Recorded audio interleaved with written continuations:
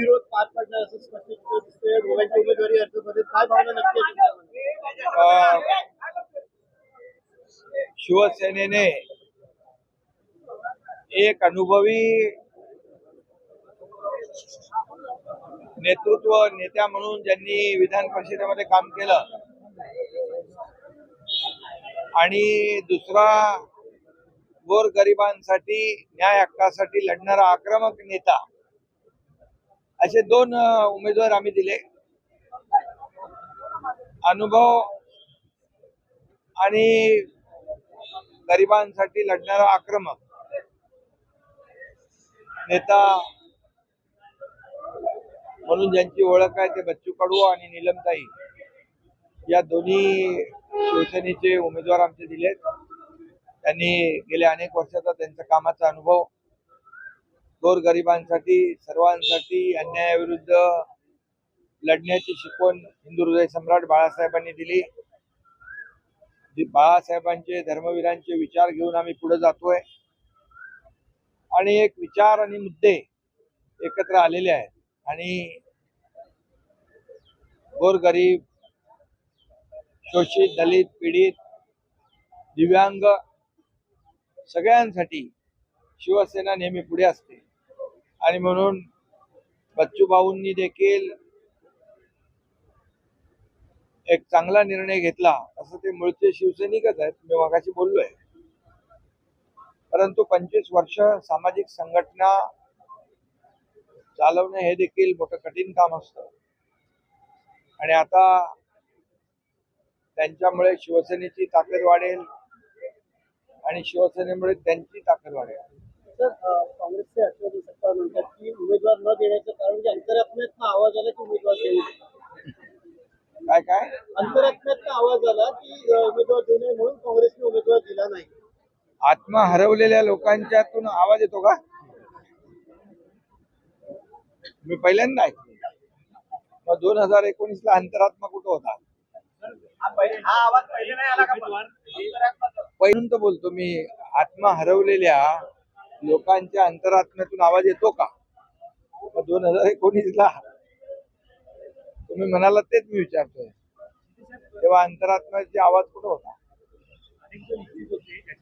जाऊ दे, ते विषय सोडून द्या. ठीक आहे, चांगल्या खेळीमेळीच्या वातावरणात निवडणूक होती आहे, बिनविरोध होते आहे आणि त्यामुळे सर्व पक्षांचं देखील स्वागत केलं पाहिजे, पक्षांना धन्यवाद दिले पाहिजे.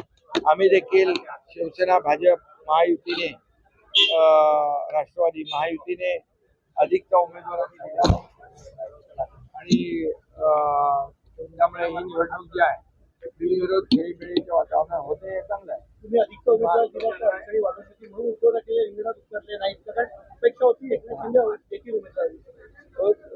आता लढाईची वेळ येते तेव्हा कोणाला तरी पुढे करतात. तुम लढो हम कपडा संभालतो असं काही लोक करतात. जाऊ द्या, त्यांच्या पक्षाचा विषय आहे, अंतर्गत त्याच्यावर मला काय भाष्य करायचं नाही. मी एकच सांगतो की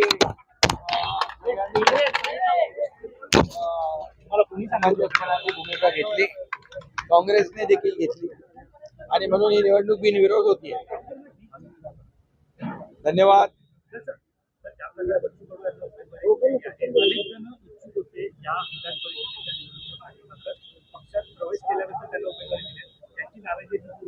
कोणाची नाराजी आहे? तुम्हाला कोणी बोललं का? इच्छुक अनेक असतात, जागा कमी असतात आणि बच्चू कडू काही नवीन नाही आमच्यासाठी. बच्चू कडू हा जुना शिवसैनिक आहे, हाडाचा शिवसैनिक आहे, बाळासाहेबांच्या सोबत काम केलेलं आहे आणि जेव्हा आम्ही निर्णय घेतला उठावाचा जे धडाडीचा निर्णय, राज्यामध्ये जे काही इतिहास घडला त्यावेळेस देखील बच्चू भाऊ आमच्या बरोबर होते. त्यामुळे बच्चू भाऊंच्या बद्दल असं कुठलंही काही, एक लढवय्या कार्यकर्ता आहे, गोरगरिबांसाठी लढणारा आहे, दिव्यांगांसाठी लढणारा आहे, एक आक्रमक नेतृत्व आहे, एक तरुणांचा एक आशावादी चेहरा आहे.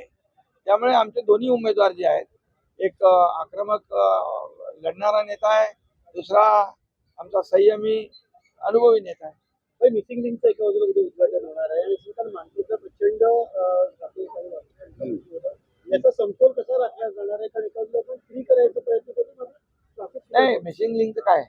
उद्या उद्घाटन होते. मिसिंग लिंक जो आहे तो त्याच्यामुळे आज पुण्यातली जी ही घाटातली ट्रॅफिक आहे ती घाटातली वाहतूक कोंडी दूर होईल, प्रदूषण कमी होईल, इंधनामध्ये बचत होईल, अर्धा तास 40 मिनिटं लोकांची वाचतील, मुंबई पुणे अपडाऊन करणाऱ्या लोकांचा प्रवास वाचेल, प्रवास सुखकर होईल आणि खऱ्या अर्थाने तो जो मिसिंग लिंक आहे इंजिनिअरिंग मार्वल आहे, अतिशय तंत्रज्ञानाचा चमत्कार आहे असं म्हटलं तर वावगं ठरणार नाही. कारण तो जगातला वायडेस्ट टनल आहे आणि जो वायाडक्ट आहे तो देखील भारतातला सगळ्यात उंच वायाडक्ट आहे. त्यामुळे एक चांगली सुविधा उद्या लोकांना मिळणार. वाहतूक कोंडी जी होते बाई त्याच्यामध्ये mismanagement होते.